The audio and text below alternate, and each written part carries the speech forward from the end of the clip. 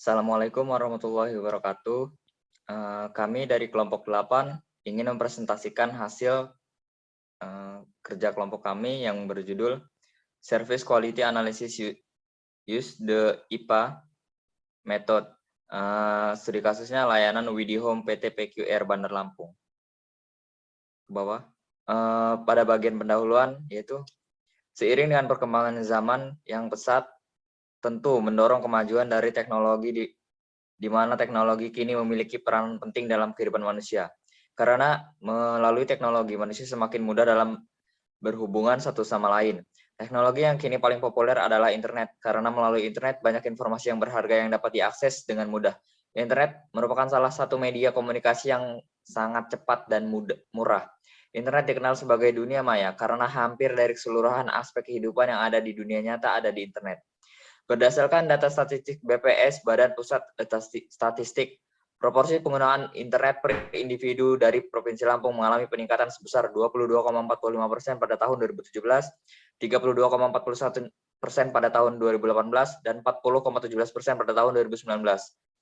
Perkembangan tersebut menstimulasi PT PQR yang bergerak di bidang layanan jasa internet dengan nama WD Home untuk terus bersaing dalam memaksimalkan layanan internet yang diberikan. Pelanggan memiliki harapan yang tinggi terhadap layanan jasa yang diberikan oleh PT PQR. Namun pada kenyataannya, kinerja layanan jasa yang diberikan tidaklah sama dengan harapan konsumen. Dalam penelitian yang lain, disebutkan bahwa kualitas pelayanan pada WD Home belum optimal. Berdasarkan metode service quality, terdapat 4 indikator pelayanan yang masih harus diperbaiki, yaitu indikator karyawan, memberikan 3S, paket WD Home, lalu memberikan kestabilan dan kekuatan jaringan internet. Paket WD Home memberikan kecepatan sinyal digital dan next. Karyawan profesional dalam bekerja. Next ke bawah. Lalu menurut penelitian Fadilah, nilai GAP positif yaitu berada pada semua dimensi yang berada pada indikator tertentu, yaitu sebagai berikut. Indikator plasma PQR, karyawan memberikan perhatian, karyawan memberikan informasi, dan lain-lain. Lalu menurut penelitian Ulhak tahun 2017, rekomendasi diberikan untuk meningkatkan kualitas layanan jasa untuk WD Home. Di antaranya adalah perusahaan harus menyediakan tempat pelanggan menyampaikan keluhan. Perusahaan seharusnya melakukan training untuk setiap karyawan dan mengenai cara mengatasi permasalahan dengan cepat dan tepat. Serta petugas harus memiliki keterampilan yang baik apabila bertugas di lapangan ataupun berada di kantor. Dari penelitian di atas, banyak konsumen yang belum puas dengan beberapa layanan di WD Home. Penelitian ini dilakukan pada layanan WD Home di Bandar Lampung. Penelitian ini menggunakan metode IPA yang bertujuan untuk mengukur dan menganalisis hubungan antara persepsi konsumen dan prioritas peningkatan kualitas jasa. Next, lalu dilanjutkan dengan metode. Baiklah, pada metode ini akan dijelaskan beberapa yang termasuk partisipan. Partisipan pada penelitian kali ini yaitu mahasiswa dan masyarakat dengan rentang usia 20-45 tahun. Berdasarkan data BPS, data demografisnya, ada 40,17% masyarakat di Provinsi Lampung menggunakan internet. Jadi, oleh sebab itu kami menggunakan data tersebut. Lalu, menurut Sugiono 2012, ukuran sampel yang layak dalam penelitian adalah 30 sampai dengan 500 sampel.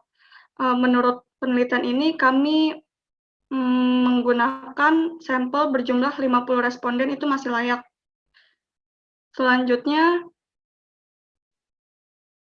alasan pemilihan responden yaitu untuk lebih mudah dalam mengetahui secara statistik terkait gap antara kepentingan pelanggan dan kemampuan dalam pelayanan. Data yang didapatkan juga merupakan data yang update serta tidak bias. Desain penelitian ini yaitu penelitian deskriptif, kuantitatif, dan kualitatif.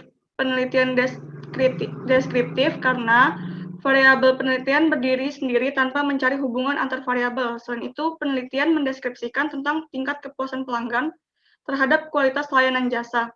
Widihome di Bandar Lampung. Penelitian kuantitatif dikarenakan penelitian ini menggunakan perhitungan matematis untuk mendapatkan tingkat pelayanan dan tingkat kinerja. Disebut penelitian deskriptif kualitatif karena penelitian ini berusaha mendeskripsikan tingkat kepuasan pelanggan dengan matriks IPA. Pada tahap pengumpulan data, penulis mengumpulkan data dalam metode kualitatif. Adapun metode pengumpulan data yaitu penulis gunakan adalah wawancara, kuesioner, dan studi literatur. Sumber data dalam pengumpulan terdapat dua tipe, yaitu data primer dan data sekunder. Data primer tadi langsung dari observasi lapangan, dari kuesioner yang kami sebar sendiri, dan data sekunder itu data yang diperoleh dari penelitian terdahulu atau artikel dan lain-lainnya. Penelitian ini juga menggunakan metode SERVQUAL, yaitu metode yang sering digunakan dalam pengukuran kualitas layanan. Dalam metode SERVQUAL terdapat seluruh faktor utama atau dimensi SERVQUAL yang paling menentukan kualitas layanan, yaitu tangibles, bukti fisik, reliability keandalan, responsiveness ketanggapan, assurance jaminan, dan empati. Berikut ini merupakan atribut kualitas pelayanan yang terlihat pada tabel 1, yang kami definisikan sebagai berikut. Seperti contoh, dalam bukti fisik, ada peralatan pendukung layanan berfungsi dengan baik, penyedia layanan memberikan fasilitas kantor dengan baik, dan lain-lain sebagainya.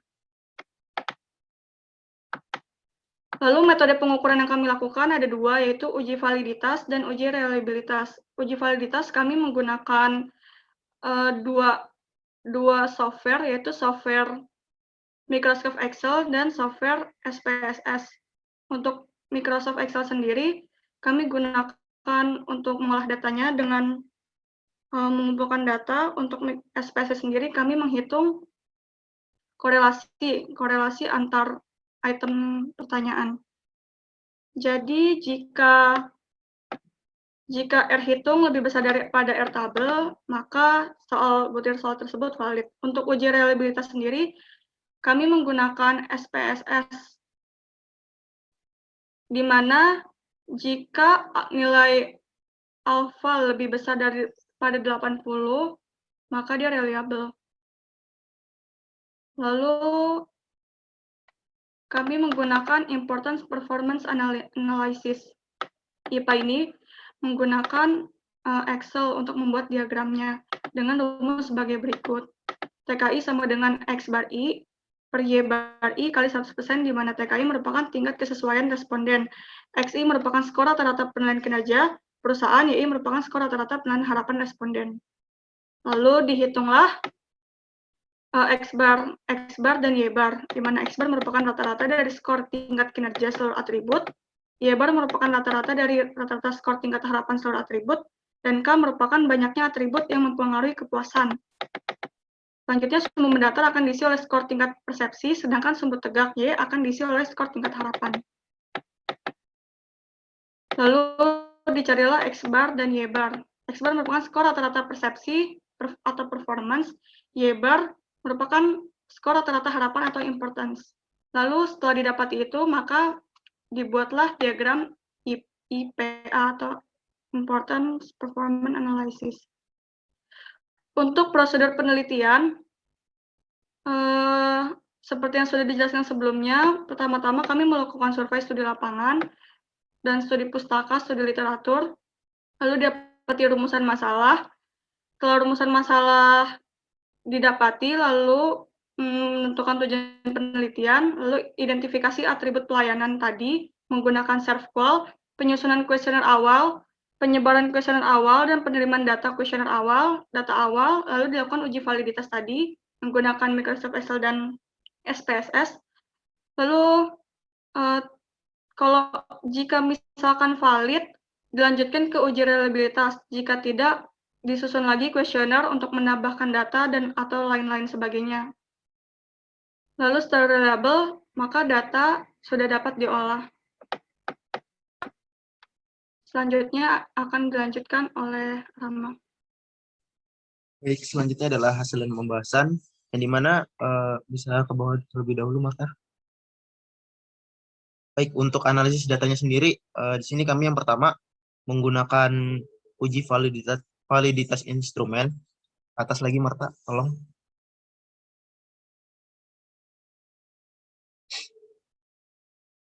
Di mana pengujian validitas instrumen ini kami menggunakan analisis korelatif bivariate untuk mencari korelasi koefisien dan produk momen person dengan menggunakan SPSS 16.0, yang dimana kami bandingkan dengan nilai R tabel adalah dengan nilai alfanya itu 0,05 dengan derajat kebebasannya itu N-2, sehingga didapat R tabel untuk pernyataan nilai koefisien itu R tabel di sini kami dapatkan dari derajat kebebasannya itu 48 dengan nilai yang kami dapatkan menggunakan interpolasi sehingga didapatkan R tabel sebesar 0,279.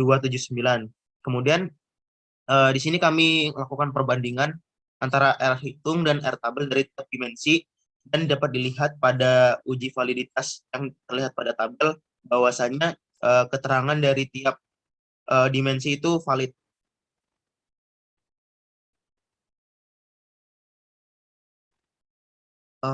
Untuk uji reliable yang gimana, di sini kami juga menggunakan Cronchbed alpha untuk menguji reliabilitas, yang dimana kami ukur menggunakan tingkat konsistensi hasil pengukuran yang dilakukan